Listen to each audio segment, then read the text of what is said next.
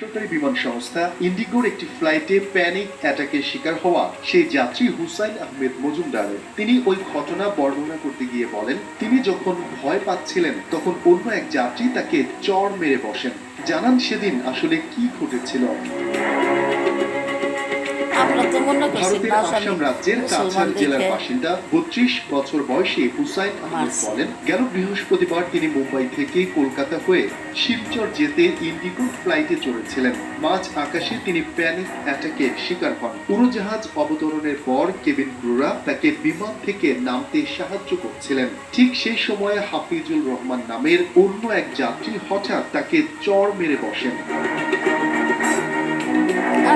পশ্চিমবঙ্গ রাজ্যের কলকাতা বিমানবন্দরে ফ্লাইট অবতরণের পর চড় মারা হাফিজুল রহমানকে আটক করা হয়। উড়োজাহাজের নিরাপত্তা কর্মীরা তাকে পুলিশের হাতে তুলে দেন। পরে অবশ্য তাকে ছেড়ে দেওয়া হয়।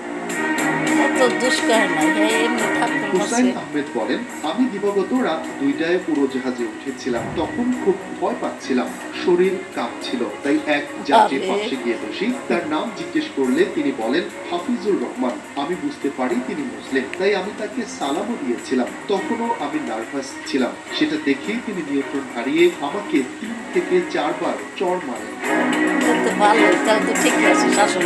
হুসেন আরো বলেন, তিনি ওই যাত্রীর সঙ্গে কোনো অসৎ আচরণ করেননি। আসামের এই বাসিন্দা আরো বলেন, ঘটনা দেখে কেবিন ক্রুরা হস্তক্ষেপ করেন এবং জিজ্ঞেস করেন কেন তিনি আমাকে চড় মারলেন। তারা আমাকে পানি দেন এবং শান্ত করার প্রচেষ্টা চালান। কলকাতা বিমানবন্দরে অবতরণের পর হুসেন মজুমদার ও অভিযুক্ত হাফিজুলকে জিজ্ঞাসাবাদের জন্য থানায় নিয়ে যাওয়া হয়। হুসেন বলেন, পরে তাকে থানা থেকে হাসপাতালে নিয়ে যাওয়ায় শিলচরের ফ্লাইটে তিনি আর উঠতে পারেননি। হুসেন আরো বলেন, চড় খাওয়ার কারণে মাথায় ব্যথা হচ্ছে এবং সহজে উঠতে পারছেন না তিনি।